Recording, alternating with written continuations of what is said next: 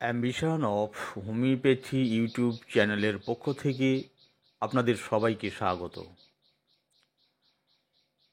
আজকে আমি আবারও একটি ভিডিও আপনাদের সঙ্গে শেয়ার করতে চলেছি। আজকের আলোচনা জ্বরের খুব খারাপ অবস্থায়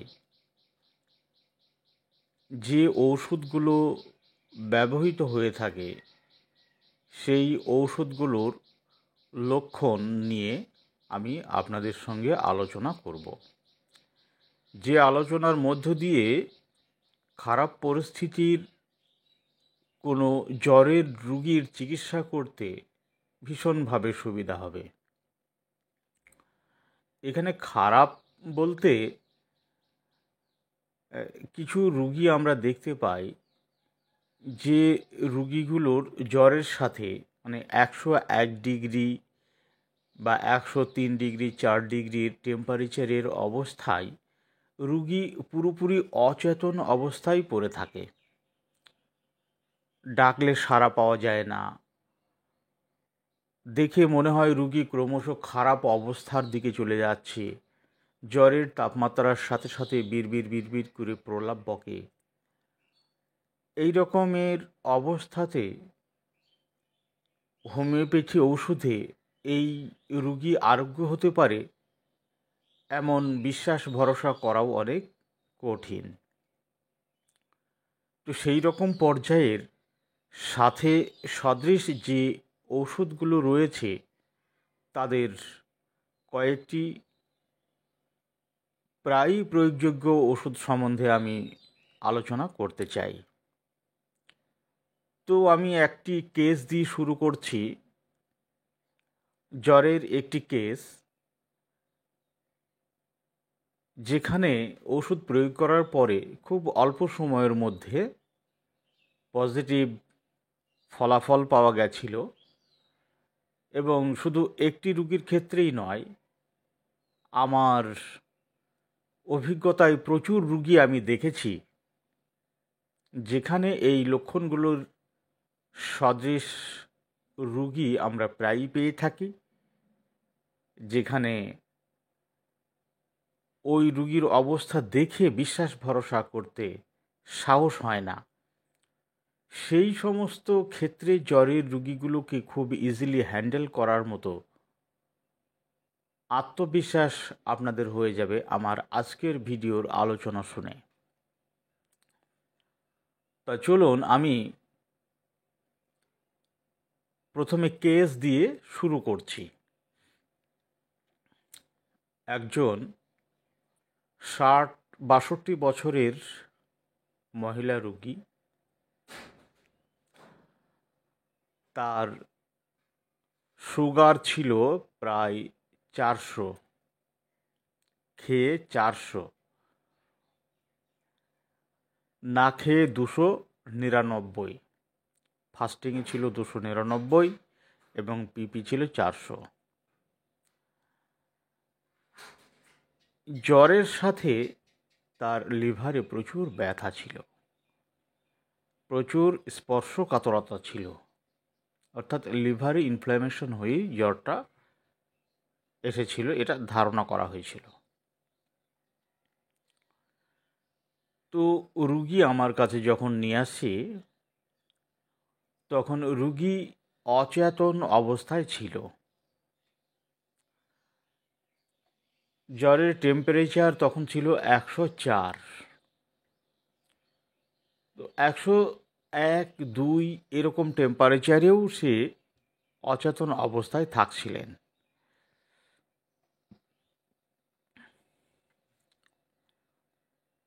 রুগীর বেঘোর অবস্থায় অচৈতন্যভাবে পড়েছিলেন, পাখা চলছিল।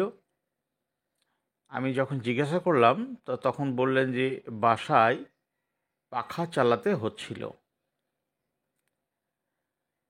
অর্থাৎ শীত করছে না, তার গরম লাগছে এবং পাখার বাতাস ভালো লাগছে। পিপাসা সম্বন্ধে কোনো লক্ষণ পাওয়া যায়নি, যেহেতু সে অচৈতন্য অবস্থায় ছিলেন, যার জন্য পিপাসা সম্বন্ধে কিছু পাওয়া যায়নি, ঘাম সম্বন্ধেও কিছু পাওয়া যায়নি। কিন্তু পাখার বাতাস থাকলে পরে ভালো বোধ করছিলেন এবং পুরোপুরি অচৈতন্য ও বেঘোর অবস্থায় ছিলেন, তাকে ডাকলেও সাড়া দিচ্ছিলেন না, কোনো রকম সাড়া নেই। মরা মানুষের মতো নিস্পন্দভাবে চুপচাপ পড়েছিলেন। এর বেশি আর কোনো লক্ষণ পাওয়া যায়নি। আরেকটি লক্ষণ ছিল অসাড়ে, মানে যখন জ্বরের টেম্পারেচার বেশি হচ্ছে এবং জ্বরের ঘোরে অচৈতন্য হয়ে পড়ছেন, তখন অসাড়ে মূত্র নির্গমন হয়ে যাচ্ছিল। কিন্তু টেম্পারেচার কমে আসার পরে তাকে জিজ্ঞাসা করলে কিছুই বলতে পারছিলেন না। রুগী এই অচৈতন্য অবস্থা জ্বরের টেম্পারেচারের বৃদ্ধির সাথে সাথে গভীর হয়। এই লক্ষণ ছিল, এই লক্ষণের বেশি আর কোনো লক্ষণ পাওয়া যায় না। আমি তাকে, পেশেন্ট পার্টিকে জিজ্ঞাসা করা হয়েছিল যে পেশেন্টের নাক ডাকা আছে কি না। তা বললেন যে না, নাক ডাকা দেখা যাচ্ছে না। রুগীকে গায়ে হাত দিয়ে ঝাঁকানি দিয়ে ডাকলেও কোনো সাড়া শব্দ নেই, বেঘোর অবস্থায় পড়ে থাকছে, জাস্ট এতটুকুই। এর বেশি আর কোনো লক্ষণ পাওয়া যায়নি। আমি সেই রোগীকে ওপিয়াম দিয়েছিলাম, ওপিয়াম 30, 3 মাত্রা, 20 মিনিট অন্তর একটি করে মাত্রা খেতে দেওয়া হয়েছিল। সেই সাথে সাথে মাথায় ঠান্ডা জলের ধারা দিতে বলা হয়েছিল এবং গা মুছিয়ে দিতে বলা হয়েছিল। এই করে জ্বরের টেম্পারেচার খুব অল্প সময়ের মধ্যে কমে এসেছিল, অনেকটাই কমে এসেছিল অল্প সময়ের মধ্যে। অল্প সময় বলতে 1 ঘন্টা মতো, 1 ঘন্টার মধ্যেই জ্বরের টেম্পারেচার কমে এসেছিল এবং ঘন্টা দুয়েকের মধ্যে রুগী টোটালি চেতনা ফিরে গিয়েছিল এবং তারপরে পেশেন্ট পার্টির সঙ্গে কথা বলেছিলেন।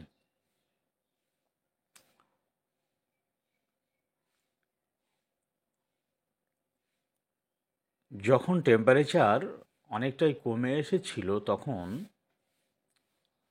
রুগীর সঙ্গে কথা বললে তিনি ঠিকঠাকভাবে কথাবার্তা বলছিলেন এবং তার কথার টোনের মধ্যে শারীরিক দুর্বলতার যে একটা পরিণতি, সেইটা খুব বেশি দেখা যাচ্ছিল না। অর্থাৎ জ্বরের সাথে শারীরিক দুর্বলতা একটা স্বাভাবিক ছিল, জ্বরের সাথে শারীরিক দুর্বলতা অস্বাভাবিক ছিল না। জ্বর অবস্থায় সাধারণত যেমন দুর্বলতা থাকে ততটাই ছিল, তার বেশি ছিল না। কিন্তু কিছু কিছু জ্বরের ক্ষেত্রে দেখা যায় জ্বরের প্রথম থেকেই শারীরিক দুর্বলতা অস্বাভাবিক থাকে। সেগুলো একটি আলাদা গতি প্রকৃতি এবং আলাদা ওষুধের লক্ষণ। তো রুগীর জ্বরের এই স্টেটের সাথে ওপিয়াম অত্যন্ত সদৃশ ওষুধ ছিল। আমি যে লক্ষণগুলো নিয়েছিলাম রেপার্টারি থেকে, তা হচ্ছে fever accompanied by brain complaints of, অর্থাৎ জ্বরের সাথে তার, মানে জ্বরের টেম্পারেচার তার মস্তিষ্ককে খুব বেশি আক্রমণ করেছিল। মস্তিষ্ক বিকৃত সিমটম ছিল। Fever continued fever stupid form fever continued fever stupid form fever continued fever stupor complete স্টুপোর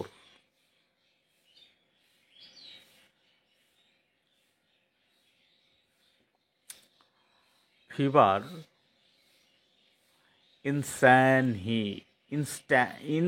intense heat fever intense heat stupefaction and unconsciousness with এই লক্ষণটা ছিল অত্যন্ত স্পষ্টভাবে। ফিভার ইন্টেন্স হিট জ্বরের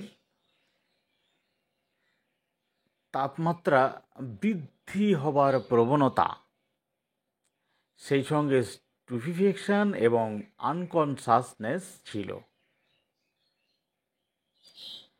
ফিভার ওয়ার্মথ অ্যাগ্রাভেশন গরমে বৃদ্ধি।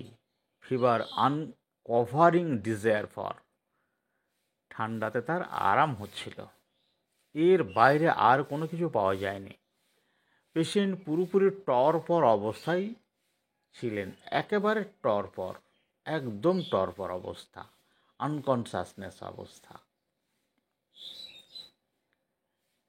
এইখানে বেশ কিছু ওষুধ রয়েছে যেগুলোর সাথে সদৃশ করে প্রয়োগ করার দরকার হয়। তো এই রকম রুগী আমি অতীতে বহু দেখেছি, যেখানে অত্যন্ত নির্ভরযোগ্যভাবে ওপিয়াম প্রয়োগ করে অপেক্ষা করা যায় এবং খুব তাড়াতাড়ি ভালো রেজাল্ট পাওয়া যায়, ভালো ফলাফল পাবেন।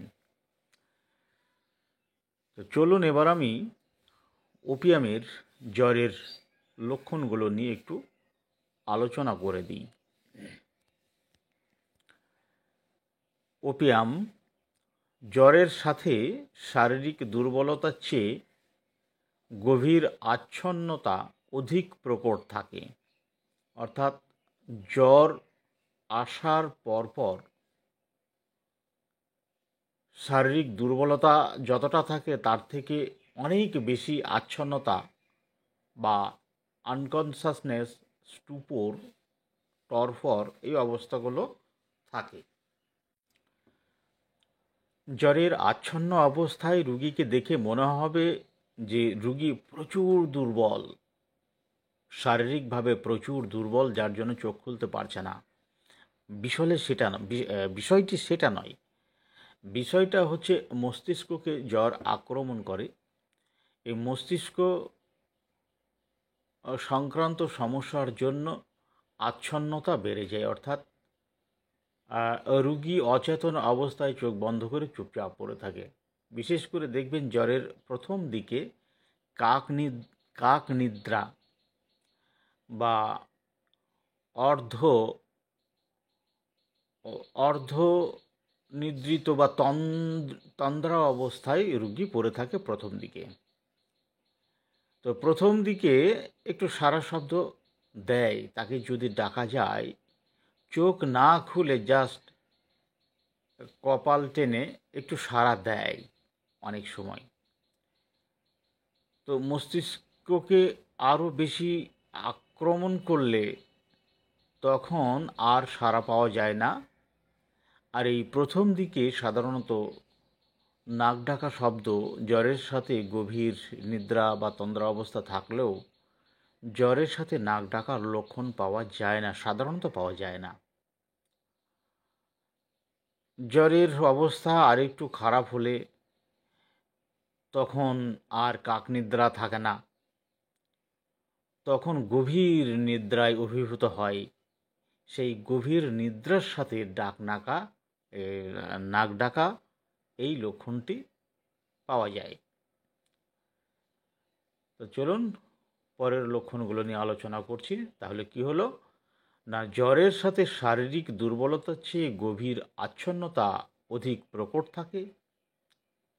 নড়াচড়া করলে, ডাকলে কোনো রকম সাড়া পাওয়া যায় না। মরার মতো নিস্পন্দ হয়ে পড়ে থাকে, কোনো বিষয়ে জ্ঞান থাকে না, কেবল অজ্ঞানের ন্যায় পড়ে থাকে। প্রথম দিকে তন্দ্রাচ্ছন্নভাবে পড়ে থাকে, অর্থাৎ চোখ অর্ধ নিমীলিত অবস্থায় পড়ে থাকে, মানে চোখটা খোলা অবস্থায়, অর্ধ খোলা অবস্থায় অচেতন হয়ে পড়ে থাকে। এই সময় ডাকলে সাড়া পাওয়া যায়, কিন্তু পর মুহূর্তেই অচেতন হয়ে পড়ে। এই রকম পর্যায়ে নিদ্রার সাথে নাক ডাকা শব্দ অধিকাংশ সময় থাকে না, মরার মতো পড়ে থাকে। এই রকম পর্যায়ে গভীর নিদ্রার সাথে নাক ডাকা শব্দ পাওয়া যায়। কীরকম হলো? এইরকম পর্যায়ে নিদ্রার সাথে নাক ডাকা শব্দ অধিকাংশ সময় থাকে না, তারপর ধীরে ধীরে গভীর নিদ্রার মধ্যে চলে যায়। তখন ডাকলেও আর সাড়া পাওয়া যায় না, মরার মতো পড়ে থাকে। এই রকম পর্যায়ে গভীর নিদ্রার সাথে নাক ডাকা শব্দ পাওয়া যায়। রোগী পাখার বাতাস পছন্দ করে, গরম আবরণ পছন্দ করে না। পিপাসা প্রথম দিকে থাকতেও পারে, নাও না থাকতেও পারে। প্রথম থেকেই রোগীর কোনো অভিযোগ থাকে না, চাহিদাও থাকে না, যেহেতু সে অজ্ঞান বা অচেতন অবস্থায় পড়ে থাকে, যার জন্য তার কোনো কমপ্লেন থাকে না, অর্থাৎ তার কষ্টের কথা সে কিছু বলে না, বা তার কি প্রয়োজন, সে কি চায়, তার কি চাহিদা, সেগুলোও কিছু বলতে পারে না। ওপিয়ামের জ্বরের সাথে এই লক্ষণগুলো বর্তমান থাকে। তো চলুন এই ওপিয়াম লক্ষণের সাথে অন্যান্য যে ওষুধের সদৃশ রয়েছে সেগুলো নিয়ে আমরা একটু আলোচনা করি এবার। পরের মেডিসিন হচ্ছে অ্যাসিড মিওর। টাইফয়েড জ্বরের পরিণত অবস্থায়, অর্থাৎ জ্বরের প্রথম দিকে বা প্রাথমিক পর্যায়ে অ্যাসিড মিওরকে চেনা যায় না সাধারণত। অনেকগুলো মেডিসিনের সাথে এত সদৃশ হয়ে যায় যে পার্থক্যসূচক লক্ষণগুলো তখনও স্পষ্টভাবে প্রকাশ পায় না, যার জন্য অ্যাসিড মিওরকে প্রথম পর্যায়ে আইডেন্টিফাই করা যায় না। এই জন্য তার কয়েকদিন পর পরিণত অবস্থায় অ্যাসিড মিউরের লক্ষণগুলো অত্যন্ত স্পষ্টভাবে প্রকাশ পায়, তখন তাকে চিহ্নিত করা যায়। শারীরিকভাবে অত্যন্ত দুর্বলতা, অর্থাৎ জ্বরের সাথে প্রথম থেকেই শারীরিকভাবে অস্বাভাবিক দুর্বলতা বর্তমান থাকে। দুর্বলতার সহিত অচৈতন্যভাবে পড়ে থাকে, কখনো তন্দ্রালো অবস্থায় পড়ে থাকে, বিড়বিড় করে প্রলাপ বকে, বিড়বিড় করে প্রলাপ বকে, যেখানে অত্যন্ত শারীরিক দুর্বলতার সাথে অত্যন্ত অচৈতন্য ভাবে পড়ে থাকে, সঙ্গে বিড়বিড় করে প্রলাপ বকে। ওপিয়ামে কোনো প্রলাপ ছিল না। ডাকলে সাড়া দেয় না, বিমর্ষ, উদ্বিগ্ন, উদাসীন, অর্থাৎ অচৈতন্য অবস্থায় পড়ে থাকলে তো সে উদাসীন থাকবেই, কোনো দিকেই তার খেয়াল থাকবে না, সেরকম একটা অবস্থা। মাথায় ভীষণ প্রকৃতির যন্ত্রণা, যদি সে কখনো তার কষ্টের কথা প্রকাশ করে তো মাথার যন্ত্রণার কথা বলে। মাথায় ভীষণ প্রকৃতির যন্ত্রণা, মাথায় ভারবোধ।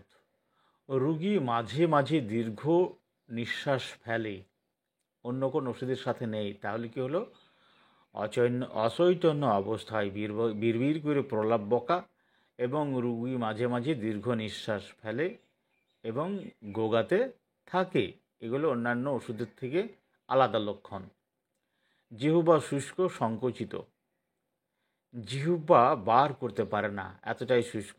অনেক সময় জিহ্বাতে ক্ষত প্রকাশ পায়, ক্ষতে ব্যথা থাকে, কথা বলার সময় কথা জড়িয়ে যায়, অনেক ব্যথা অনুভব হয়। সঙ্গে পাতলা জলের ন্যায় মল, পচাটে দুর্গন্ধ, পেটের এই সমস্যা থাকে। অসারে মল বার হয়ে যায়। অনেক সময় মূত্রত্যাগকালে অসারে মল বার হয়ে আসে। এই যে জ্বরের সাথে পাতলা পায়খানা, জলের মতো প্রচণ্ড পচাটে দুর্গন্ধ মল, এই লক্ষণটি আপনার ব্যাপটিসিয়া এবং baptisia, psorinum, pyrogen, arnica montana এদের দিকে আপনার দৃষ্টি আকর্ষণ করবে। কিন্তু মাঝে মাঝে দীর্ঘ নিঃশ্বাস ফেলা, গোগাতে থাকা এবং বিড়বিড় করে বকা, এগুলোর দিকে আপনাকে খেয়াল রাখতে হবে। এই হলো অ্যাসিড মিউরের লক্ষণ। এইগুলো মিউরেটিক অ্যাসিডের সাথে, মানে জ্বরের লক্ষণ এগুলো। পরের ওষুধ হচ্ছে অ্যাসিড ফস। টাইফয়েড জ্বর অথবা ইনফ্লুয়েঞ্জা জ্বর অথবা কোনো প্রাদাহিক জ্বরে রোগী শারীরিক ও মানসিকভাবে অত্যন্ত দুর্বল হয়ে পড়ে। কোনো দিকে খেয়াল থাকে না, অর্থাৎ উদাসীন হয়ে পড়ে, সকল বিষয়ে উদাসীন। রোগী অত্যন্ত নিস্তেজ অবস্থায় চোখ বন্ধ করে বেঘোরে পড়ে থাকে। দেখলে মনে হয় রোগী খুব খারাপ অবস্থার দিকে চলে যাচ্ছে এবং দ্রুত আরোগ্য হবে না, এরকম মনে হয়। চেতনাহীনভাবে অসাড় হয়ে চুপ করে মরার মতো পড়ে থাকে, কোনো কথা বলে না। কয়েকবার জিজ্ঞাসা করলে সাড়া দেয়। এই যে সাড়া দেওয়া, এটা মাথায় রাখতে হবে। বাকি লক্ষণগুলো প্রায় একই রকমের দেখতে, কিন্তু শারীরিকভাবে দুর্বলতা, মিউরেটিক অ্যাসিড, অ্যাসিড ফস, এগুলো তো রয়েছে। ওপিয়ামে এতটা বেশি পাওয়া যায় না প্রথম দিকে। কয়েকবার জিজ্ঞাসা করলে সাড়া দেয়, খেয়াল রাখতে হবে এই সিমটম। এবং ধীরে ধীরে উত্তর দেয়, কিন্তু উত্তর দেবার পর মুহূর্তেই অজ্ঞান হয়ে পড়ে। এগুলো হচ্ছে নির্দেশক লক্ষণ জ্বরের ক্ষেত্রে। জ্বরের সঙ্গে পেটে ফাঁপ, পাতলা পায়খানা থাকার সম্ভাবনা খুব বেশি থাকে। বায়ু নির্গত হলে তা দুর্গন্ধ এবং মলেও দুর্গন্ধ। জ্বরের সহিত জিহ্বার ভিতর থেকে সামনে পর্যন্ত মাঝখান দিয়ে লাল রেখা থাকে, যা অন্য কোনো আর ওষুধে পাওয়া যায় না। জ্বরের সাথে ভিরিডিতে পাওয়া যায়, তার লক্ষণ তো আলাদা। আমি ভিরিডির লক্ষণের সাথে যে লক্ষণ থাকে সেগুলো নিয়ে আলোচনা করছি না আজকে। এই ছিল অ্যাসিড ফসের লক্ষণ। কয়েকটি পার্থক্যসূচক লক্ষণের কথা বলে দিয়েছি। সেই লক্ষণগুলো জ্বরের সাথে অবশ্যই থাকবে, সেগুলোর দিকে লক্ষ্য রেখে মেডিসিনকে নির্বাচন করতে হবে। পরের ওষুধ হচ্ছে অ্যাপিসমেল। অ্যাপিসমেলে জ্বরের সাথে তন্দ্রাভাব প্রবল থাকে। রোগী সকল সময় ঘুমাতে চায়। ঘোর আচ্ছন্ন অবস্থায় পড়ে থাকে, তন্দ্রালো অবস্থায়, অর্থাৎ কাক নিদ্রায় পড়ে থাকে। গরম কাতর, ঠান্ডা চাই, পাখার বাতাস চাই, জানালা দরজা খোলা চাই।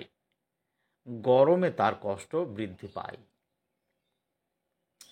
পিপাসা থাকে না, জিহ্বা শুষ্ক।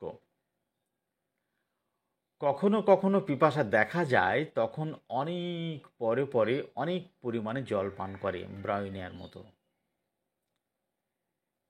মূত্রের স্বল্পতা এবং মূত্রের যন্ত্রণা, ঘর্মহীনতা, পেটে ফাঁপ, পেটে ব্যথা, তলপেটে স্পর্শকাতরতা, ছুঁতে দেয় না, বিকালের দিকে জ্বরের বৃদ্ধি। এই হচ্ছে এপিসমেলের সিমটম। তন্দ্রাচ্ছন্ন অবস্থাটি অন্যান্য ওষুধের সাথে প্রায় সমগোত্রীয় লক্ষণ। এগুলো দেখে কনফিউশনের মধ্যে পড়ে যেতে হবে। এগুলো হচ্ছে কমন সিমটম। এই লক্ষণগুলোর সাথে এখানে এপিসমেলে নির্দেশক যে লক্ষণ সেটা হচ্ছে যেমন বিকালের দিকে জ্বরের বৃদ্ধি। অন্যান্য সময় জ্বর থাকলেও বিকালের দিকে জ্বরের তাপমাত্রা বৃদ্ধি পায় এবং জ্বরের সাথে লক্ষণগুলো অত্যন্ত প্রকট হয়। খারাপ অবস্থা বিকালের দিকেই দেখা যায়।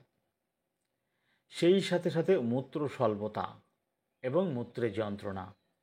যদি কখনো কখনো এমনি সাধারণত এপিসমেলি পিপাসা থাকে না, কিন্তু কখনো কখনো যদি পিপাসা থাকে ব্রাউনের মতো পিপাসা, তো জল পান করা সত্ত্বেও তার মূত্রের পরিমাণ কম হয় এবং মূত্র কম হওয়ার জন্য গাঢ় হলুদ বর্ণের হয়। মূত্র অত্যন্ত গরম অনুভূত, সঙ্গে মূত্রে কিটকিট কিটকিট করে যন্ত্রণা বা বেদনা এইগুলো থাকে। এগুলো হচ্ছে এর নির্দেশক লক্ষণ, খেয়াল রাখতে হবে। তো মূত্র যন্ত্রের সমস্যার সাথে সাথে তার আবার পেটে ফাঁপ, এগুলো অ্যাসোসিয়েটেড সিমটম অর্থাৎ কনকমিটেন্ট সিমটম, সহকারী লক্ষণ, একটি আরেকটির সঙ্গে খুব ঘনিষ্ঠ সম্পর্ক থাকে। এগুলোর দিকে আপনাদের খেয়াল রাখতে হবে, তাহলে মেডিসিনকে সঠিকভাবে নির্বাচন করতে সক্ষম হবেন। জ্বরের সাথে এই লক্ষণগুলো কিন্তু বর্তমান থাকবে। এই লক্ষণগুলোকে যদি আপনারা সব সাধারণ লক্ষণ বলে মনে করেন, তাহলে জ্বরের চিকিৎসা করার সময়ে সঠিক ঔষধ খুঁজে পাবেন না। পরের ওষুধ হচ্ছে আর্নিকা মন্টেনা। টাইফয়েড জ্বরে গভীর আচ্ছন্নতা। টাইফয়েড জ্বরে গভীর আচ্ছন্নতা, উদাসীনতা, রোগী কথার উত্তর দিতে দিতে ঘুমিয়ে পড়ে, অসারে পায়খানা প্রস্রাব করে, মলে পচাটে দুর্গন্ধ, সারা শরীরে ব্যথা, বিছানা শক্ত বলে মনে হয়, শরীরে কালো দাগ পড়ে। এখানে শরীরে কালো দাগ পড়া, শরীরে কালো দাগ পড়া এবং বিছানা শক্ত বলে মনে হয়, এই শক্ত বলে মনে হওয়ার জন্য সে বিছানায় অস্বস্তি বোধ করে এবং মাঝে মাঝে মাঝে মাঝে স্থান পরিবর্তন করে, অর্থাৎ বিছানায় যে পজিশনে শুয়ে থাকে সেই বিছানার সাথে যে পজিশন লেগে থাকে সেই পজিশনে ব্যথা অনুভব হয় এবং ব্যথা অনুভব হওয়ার জন্য ওই পজিশনকে ত্যাগ করে সে অন্য একটা পজিশনে যায়। কিছুক্ষণ থাকার পরে বেশ ব্যথা লাগে, তখন আবার আরেকটা পজিশনে যায়। এই জন্যে খুব সামান্য অস্থিরতা বা নড়াচড়ার লক্ষণ আর্নিকা মন্টেনাতে আমরা দেখতে পাই। যদিও আর্নিকা মন্টেনা রোগী নড়াচড়া করতে পছন্দ করে না, তাহলে ওই সিমটমকে আমরা পাবো। সাথে শরীরে কালো কালো দাগ পড়ে, জায়গায় জায়গায় কালো কালো দাগ পড়ে, অথবা শিরাগুলো ফুলে ওঠে, যে শিরাগুলো ফুলে উঠলে সেইগুলোকে নীলবর্ণ বা কালো কালো দেখায়। সঙ্গে যখন রুগীর সঙ্গে কথা বলতে চাইবেন বা রুগীকে ডাকবেন, তখন রুগী আপনার কথায় সাড়া দেবে এবং আপনার কথার উত্তরও দেবে, কিন্তু উত্তর দিতে দিতে ঘুমিয়ে যাবে। তো উত্তর দিতে দিতে যখন ঘুমিয়ে যাচ্ছে, আপনার তো কিছু লক্ষণ খুঁজে পাওয়ার জন্য তার সঙ্গে কথা বলা প্রয়োজন। একবার ডাকলেন, কথা বলতে বলতে ঘুমিয়ে পড়ল, তারপর আবার তাকে ডাকা প্রয়োজন হয়, না হলে আপনি সিমটম কমপ্লিট করতে পারেন না। আবার তাকে ডাকছেন, আবার সে জাগলো, জেগে উত্তর দিল, উত্তর দিতে দিতে আবার ঘুমিয়ে পড়ছে। এইরকম বারবার ঘুমিয়ে পড়বে, বারবার উত্তর দিতে দিতে ঘুমিয়ে পড়বে। এত গভীর আচ্ছন্নতায় অভিভূত থাকে, সেইখানে আর্নিকা মন্টেনা। পরের ওষুধ হচ্ছে ব্যাকটেরিয়া। জ্বরে বিকারে আচ্ছন্ন অবস্থা, বিড়বিড় করে প্রলাপ বকে। এই আচ্ছন্নতার সঙ্গে বিড়বিড় করে প্রলাপ বকে আমরা আরেকটি মেডিসিনের মধ্যে দেখেছি, সেটা হচ্ছে অ্যাসিডমিওর। অ্যাসিডমিয়রও জ্বরে বিড়বিড় করে প্রলাপ বকতে দেখেছি। সেই সাথে অ্যাসিডমিয়রে গোঁ-গায়,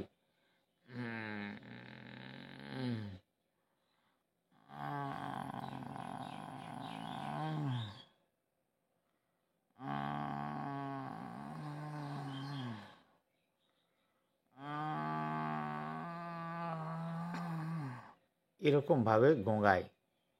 এই গোঙানি ব্যাপটিসিয়াতে নেই, ব্যাপটিসিয়াতে শুধু বিড়বিড় করা রয়েছে।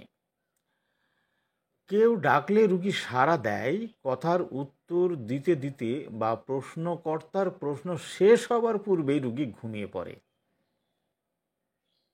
কতটা আচ্ছন্ন অবস্থা, আর্নিকা মন্টানার মতো। পাতলা মলে ভয়ানক পচাটে দুর্গন্ধ থাকে, ওই সরিনামের মতো। অনেকগুলো মেডিসিনই আমরা তার মলে প্রচণ্ড পচাটে দুর্গন্ধ পেলাম। রুগী কোনো কঠিন খাবার গিলতে পারে না, কেবল তরল দ্রব্য গিলতে পারে। এই লক্ষণটি আর কোনো মেডিসিনের মধ্যে নেই। ব্যাপটিসিয়াতে এই জ্বরের সঙ্গে আর রাস্টক্সের মতো সারা শরীরে একটা কামরানি যন্ত্রণা থাকে। সঙ্গে ব্যাপটিসিয়ার রুগী হচ্ছে শীতকাতর। ব্যাপটিসিয়ার রুগী শীতকাতর, গায়ে আবরণ চায়। তাহলে গায়ে আবরণ চাই, শীতকাতর, সঙ্গে বিড়বিড় করে বকা এবং অসুস্থতার সাথে পাতলা পায়খানা, প্রচণ্ড পচাটে দুর্গন্ধ, সঙ্গে হালকা অস্থিরতা। যেহেতু প্রচণ্ড দুর্বলতার জন্য তার ভিতরে খুব বেশি নড়াচড়া করা দেখা যায় না, কিন্তু হালকা নড়াচড়া করা এটা দেখা যায়। হাত পা ছিটানো, এপাশ থেকে ওপাশ করা, সঙ্গে প্রচুর দুর্বল এবং দুর্গন্ধ, এগুলো জ্বরের প্রথম থেকেই দেখা যায় ব্যাপটিসিয়াতে। এই গেল ব্যাপটিসিয়া। পরের ওষুধ হচ্ছে নাক্স মসচেটা। নাক্স মসচেটা রুগী শারীরিকভাবে অত্যন্ত দুর্বল এবং নিস্তেজ। রুগী অত্যন্ত নিস্তেজ অবস্থায় চোখ বন্ধ করে বেঘোরে পড়ে থাকে। কিছুতেই ঘুমের ঘোর কাটে না, কিছুতেই ঘুমের ঘোর কাটে না। চোখ যেন খুলতেই পারে না, অর্থাৎ তার সাড়া থাকে, সে সাড়া দেয়, কিন্তু চোখ খুলে তাকাবে এটা তার করার শক্তি থাকে না। সব সময় যেন ঘুম ঘুম ঘুম ঘুম কাটতে চায় না। এই লক্ষণের সাথে যা বর্তমান তা হচ্ছে যে মুখগহ্বর অত্যন্ত শুষ্ক, সারা মুখ অত্যন্ত শুষ্ক এবং পিপাসাহীন। এই শুষ্কতার জন্য কথা বলার সময় যে জিহ্বা ঘোরাতে হবে, এই জিহ্বা ঘুরতে চায় না, মুখের ভিতর আটকে যায়, এতটাই শুষ্ক। মুখগহ্বর অত্যন্ত শুষ্কতার সঙ্গে পিপাসাহীনতা, সঙ্গে ঘুমের ঘোর কিছুতেই কাটতে চায় না। তাকে ডাকলে সাড়া দেয়, সে চোখ খুলতে পারে না, সে যে চোখ খুলবে চোখ খুলতে পারে না, এতটাই বেঘরে পড়ে থাকে। এতটুকু সিমটমের উপরই আপনাকে নাক্স মসচেটা নির্বাচন করতে হবে। জ্বরের সাথে এর চেয়ে আর বেশি তথ্য পাবেন না। আলোচনা অনেক লম্বা হয়ে যাচ্ছে, তো আজকে এই ওষুধ কটা নিয়ে আমি আলোচনা করলাম। আশা করছি আজকের পর জ্বরের এই রকম খারাপ অবস্থায় খুব ভালোভাবে সফলতার সঙ্গে চিকিৎসা দিতে আপনাদের আত্মবিশ্বাস অনেক বেশি বেড়ে যাবে। আমার আলোচনা যে সমস্ত সাধারণ লোকজনেরা শুনছেন, তারা আমার আলোচনা শুনে কেউ ওষুধ কিনে ব্যবহার করবেন না। আপনারা সবসময় একজন অভিজ্ঞ চিকিৎসকের পরামর্শ নিয়ে ওষুধ ব্যবহার করবেন।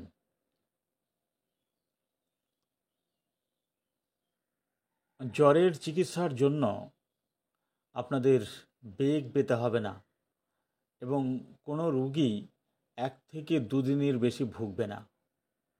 জ্বর চিকিৎসায় কোনো রোগী 1 থেকে 2 দিনের বেশি ভুগবে না। আপনারা যদি জ্বর চিকিৎসা করতে দক্ষতার অভাব অনুভব করেন, তাহলে জ্বরের রোগী নিয়ে যখন আপনারা বিভ্রান্তির মধ্যে পড়ছেন, জ্বরের রোগী নিয়ে যখন সমস্যায় পড়ছেন, তাদেরকে হোমিওপ্যাথি চিকিৎসা দিতে সাহস পাচ্ছেন না, অ্যালোপ্যাথি চিকিৎসায় যেতে বলছেন বা অন্য চিকিৎসায় যেতে বলছেন, তো সেই সব রোগীর চিকিৎসার জন্য চাইলে আপনারা আমার সঙ্গে যোগাযোগ করতে পারেন। আমি আপনাদের অনলাইনের মাধ্যমে ওই সমস্ত রোগীর চিকিৎসা দিতে পারবো এবং আপনাদের হাতে কলমে দেখিয়ে দেব যে কত তাড়াতাড়ি জ্বরের রোগীগুলোকে আমরা সুস্থ করে তুলতে পারি। 1 থেকে 2 দিন, তার বেশি কোনো জ্বরের রোগী ভুগবে না। বেশিরভাগ জ্বরের রোগী 1 দিনের মধ্যেই সুস্থ হয়ে ওঠে, বেশিরভাগ ক্ষেত্রে। যেখানে অন্যান্য চিকিৎসা পদ্ধতিতে আপনার 6 দিন, 7 দিন, 8 দিন লেগে যায়। হয়তো কোনো ওষুধ খেয়ে জ্বর কমে গেল, জ্বর কমে যাওয়াটা তো ব্যাপার নয়, রোগীকে সুস্থ করে তোলাটাই হচ্ছে চিকিৎসা। তো কোনো ওষুধ খেয়ে জ্বর কমে গেল বটে, কিন্তু সেই রোগীকে সুস্থ করে তুলতে 10 দিন, 12 দিন, 15 দিন লেগে যায়। দুর্বলতা কাটে না, মাঝে মাঝে জ্বর আসে, ওষুধের ক্রিয়া শেষ হয় আর জ্বর চলে আসে। আমাদের হোমিওপ্যাথি চিকিৎসায় সেই সব নাই।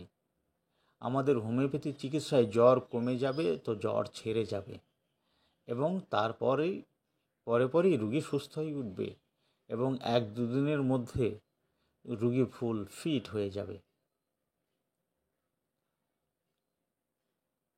যারা হোমিওপ্যাথিকে কটাক্ষ করেন এবং হোমিওপ্যাথির ওষুধের শক্তিকে বিশ্বাস করেন না, তারা এই সমস্ত রোগীর চিকিৎসাগুলো দেখলে অভিভূত হয়ে যাবেন এবং আপনাদের বিশ্বাস এসে যাবে নিশ্চিত। তো আজকে এই পর্যন্ত। যারা এখনও পর্যন্ত আমার অ্যাম্বিশন অফ হোমিওপ্যাথি ইউটিউব চ্যানেলকে সাবস্ক্রাইব করেননি, তাদের যদি ভালো লাগে তো আমি চাইবো আপনারা আমার অ্যাম্বিশন অফ হোমিওপ্যাথি ইউটিউব চ্যানেলকে সাবস্ক্রাইব করে রাখুন, যাতে করে আমি কোনো ভিডিও আপলোড করলে সাথে সাথে আপনাদের কাছে নোটিফিকেশন পৌঁছে যাবে এবং সবার আগে আপনারা আমার আলোচনাগুলো শুনতে পারবেন। সেই সাথে সাথে আমার আলোচনা আপনাদের কেমন লাগে তা কমেন্টের মাধ্যমে লিখে জানালে অনেক বেশি উৎসাহিত হব এবং আরও ভিডিও আপনাদের সঙ্গে শেয়ার করতেও আমি উৎসাহিত হব। অবশ্যই ভিডিওগুলো একটু শেয়ার করে আপনাদের হিতাকাঙ্ক্ষী আপনজনদের কাছে পৌঁছিয়ে দেবেন। তারাও হোমিওপ্যাথি সম্বন্ধে কিছু অভিজ্ঞতা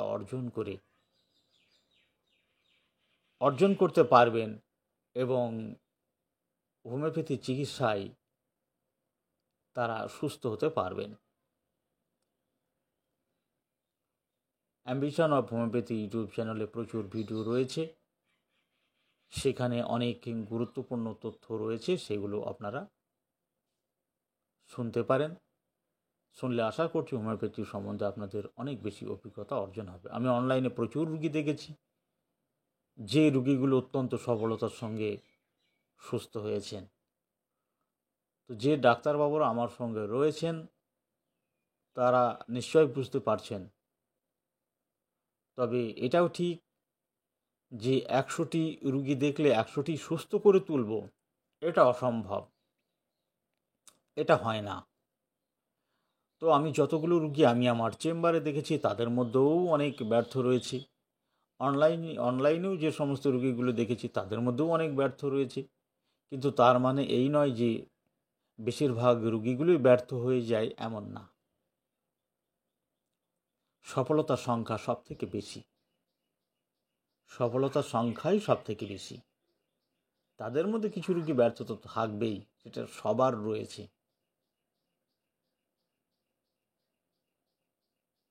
সফলতার সংখ্যা নিয়ে আপনাকে বিবেচনা করতে হবে। তো ভালো থাকবেন, সুস্থ থাকবেন। আমার ভিডিও, আমার আলোচনা কেমন লাগলো তা কমেন্টের মাধ্যমে কমেন্ট বক্সে অবশ্যই জানাবেন। আজ এ পর্যন্ত, পরে আবার অন্য কোনো ভিডিওতে আপনাদের সঙ্গে সাক্ষাৎ হবে।